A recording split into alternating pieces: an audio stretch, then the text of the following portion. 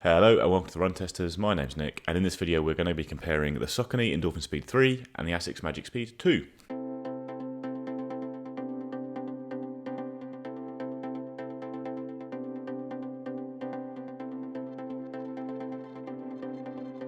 The Endorphin Speed 3 and the Magic Speed 2 are both plated training partner shoes, so they sit in Saucony and Asics' range below their top super shoes like the Metaspeed Sky Plus and Edge Plus for Asics and the Endorphin Pro 3 for Saucony. The Endorphin Speed 3 costs £165 in the UK or $170 in the US, whereas the Magic Speed 2 is £170 in the UK or $150 in the US. They have very similar weights. In my UK size 9, the Endorphin Speed is 240 grams or 8.5 ounces, whereas the Magic Speed is just under that at 238 grams or 8.4 ounces.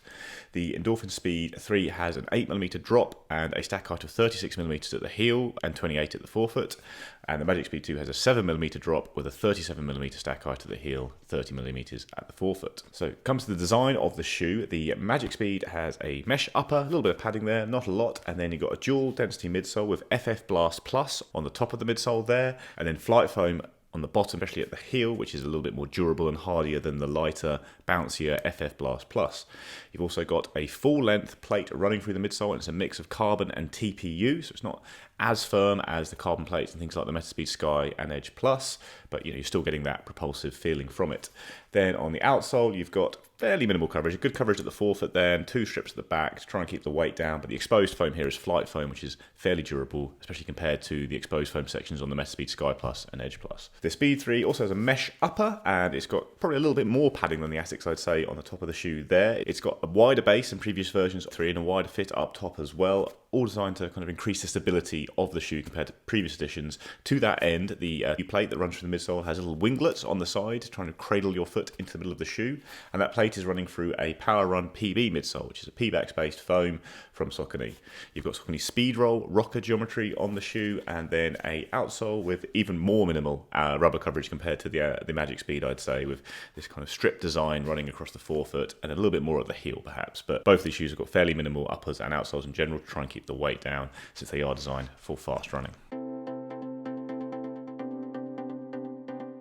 So fit for me, I would say go true to size in both of these shoes. I would say that the Saucony Endorphin Speed 3 is definitely the more accommodating of the two shoes, particularly if you've got wider feet. Though I would say that I've spent more time running in the Magic Speed 2 because it's fit a little bit better for me. It sits a little bit more narrow, but I definitely have got a better hold, particularly at the heel, where the Endorphin Speed 3, I've definitely had some issues with the kind of hold that you get at the heel, and it's a little bit sloppy for me. But if you can get that fit to work for you, then great. You do have the Magic Speed 2 in a wide fit as well, so if you wanted something a little bit less narrow, then you do have that option there. But for me, I would say go true to size.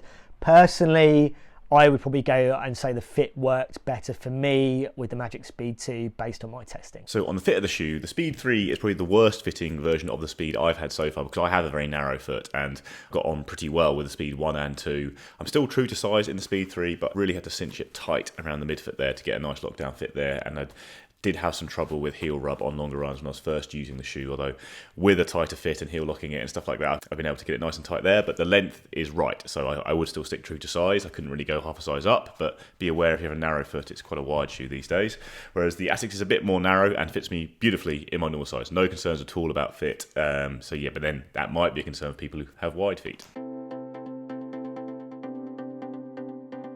So into that run test, and as shoes that I would class as kind of speedy daily trainers, so shoes that you can use for speed work, race in, kind of tempo style runs, but also have the potential to go and run long and log a lot of mileage in. I would say they're pretty evenly matched, and I think there's probably small things that might sway you going for one over the other. Obviously fit aside, obviously maybe a little bit unique to me, but I think the key things I would pull out in terms of my time of running in these shoes, I think the first thing for me is the kind of type of cushioning and the kind of cushioning kind of feel that you get from these shoes, in combination with the elements of the shoe that make them good to kind of run a little bit quicker in and race in. I would say in terms of the Saucony's midsole foam, I would say it's a little bit softer feeling in comparison to what you're getting on the Magic Speed 2. And then also when you've got that kind of speed roll design as well, I think it feels a little bit nicer when it gets you up on your toes and gets you running a little bit quicker. I think with the Magic Speed 2, I think you're getting something, or a level of cushioning and a level of comfort that feels great. You still get kind of a nice smooth kind of ride from this.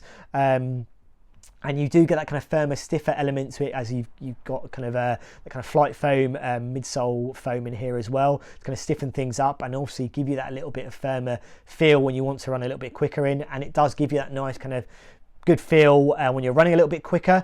I just think for me, I probably prefer the feeling of running a little bit quicker in the Endorphin Speed 3. When it comes to kind of paring things back and running a little bit easier, running a little bit longer, I think in terms of what you're getting here, I think it feels very similar. I think you're getting something that's comfortable, something that feels reliable to run kind of those longer distances as well, and ones I wouldn't hesitate to run a little bit longer in too. Other things I would say from a kind of outsole and durability point of view, I think they're not too far off in terms of what you're getting here. They're very similar. I think in terms of something that you're looking for kind of dry and kind of wet conditions, I think they excel on both of those kind of environments and those kind of scenarios. I think from a kind of durability point of view, I found it pretty good on the Magic Speed 2 so far. I think with Speed 3, I think it's similar in terms of what you got the Speed 2 as well. I think you maybe got a little bit more protection there, but ultimately I think you're going to get a very similar kind of lifespan from these two shoes in terms of the kind of runs that I've done from it. But I think they're very kind of close in terms of how they run. As I said, I think maybe for me personally, the Speed 3 feels a little bit nicer to run quicker in, and that's not detracting the fact that you can run and get a nice feel from running kind of and doing speed work in the Magic Speed 2 as well, or racing in as well. I just think that kind of speed roll element of the kind of design of the Saucony shoe works a little bit nicer for me in terms of that.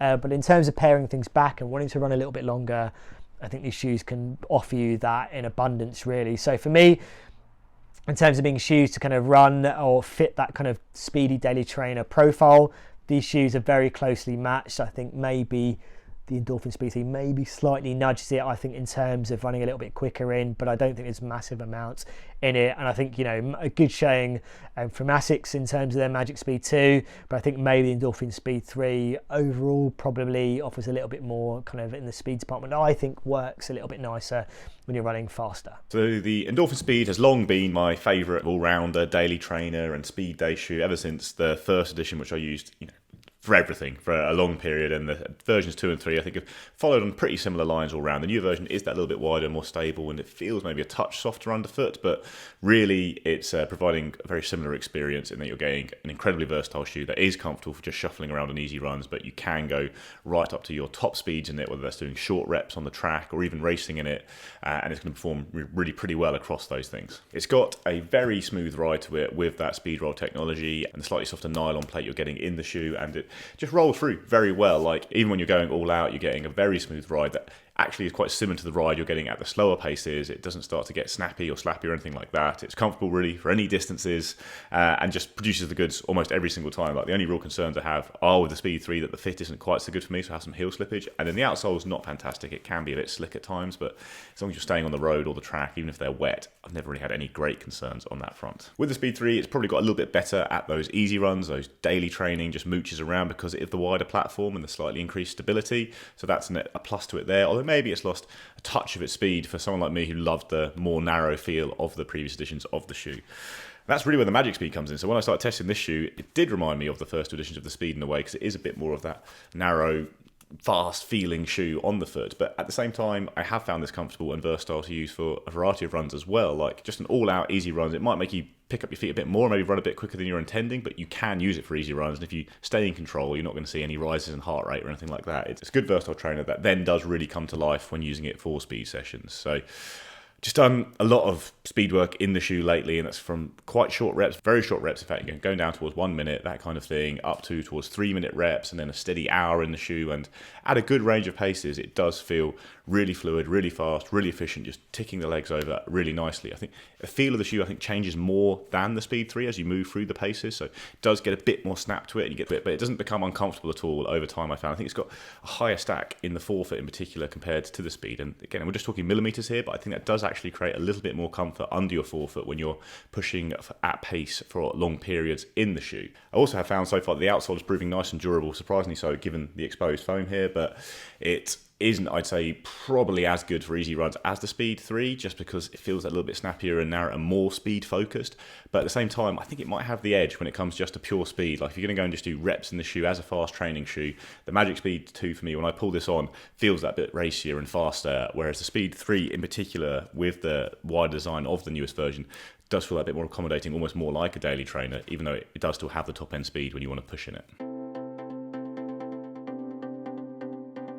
So the verdict here for me is really close, and much closer than I expected it to be when I started testing out the Magic Speed 2. I just thought the Speed 3 would keep on rolling on as the best shoe in this category, the best shoe in any category really. But actually these are both outstanding shoes and two really good options, and the Speed is probably still my pick. I think it's going to be the one that more people will appreciate, especially the latest version with that more stable, wider feeling to it. And it is the ultimate all-rounder shoe, really. It can do anything really very well, from your very relaxed, easy runs to racing, and it just a very accomplished shoe all round. It's hard to really fault it at all, apart from the fact with me, I've gone off it slightly just because the fit isn't so good with the third version, and I prefer the fit on the previous versions. But other than that, unless you're getting a lot of slipping around in this outsole, there's nothing really negative to say about it. And actually, even though all that exposed foam, the outsole always holds up pretty well on the Speeds. However, the Asics, the ride is a bit different to this. It is a little bit firmer, more punchy, more suited to speed work, I think. And I think some people will appreciate that. I really like the ride of this. I prefer the fit of this, which is a big deal, obviously, with shoes. And I think it's a really accomplished all-round shoe that Asics has produced it without necessarily the most exciting foams in the midsole. It hasn't got the foams from things like the Metaspeed Sky and Edge, whereas the Speed does have Saucony's top foam. But at the same time, it doesn't seem to matter so much. The ride is still very fast, very impressive, thanks to the geometry of the shoe, and it feels a little bit lighter and nimbler, even though the actual weight on the scales is very close between the two. There is two slightly different ride feels to these shoes. I think there's a bit smoother with the Speed and a bit snappier with the Asics. So it's a bit more of a rockered shoe, the Speed. So whether you like rockers or don't, I do tend to like rockers, which is why I've always really liked the Speed. But if you prefer a slightly snappier feel, especially when doing fast training, the Magic Speed 2 does provide that. Pricing is a little bit up in the air with these shoes. It's a bit random, the way that the Asics is cheaper in the US than the Speed, but then more expensive than the Speed in the UK. Also, the Asics in particular seems to be a shoe that's popping up in sales quite a lot. And that maybe would be my big takeaway here. If you're a big fan of the Speed and you want to get another version of the Speed, but are willing to try something else, you could pick up a very good deal on the Magic Speed too. If you see it in a really good sale that brings it down close to like £100, £110, and it's cheaper than the Speed, I think you can give it a go and you probably won't regret it. It is a really impressive shoe. If you are just going to buy one, you're coming to this fresh, I would certainly recommend going for the Speed 3 first. It's a shoe that so many runners love, and there's really good reasons for that. It's a fantastic shoe. So I think it's the more accomplished shoe, the one I pick out first, the one that probably works best if it is an all-rounder shoe you're looking for to handle everything. If you're looking for a fast trainer just to slot into a rotation with an easy shoe and then a faster race day shoe, then these are, I think, equally well suited to that job. And I think the Magic Speed 2 might have the edge on those kind of shorter, fast speed sessions in particular. But I think they're equally good if you're pushing for longer reps and longer, hard, fast workout sessions in particular.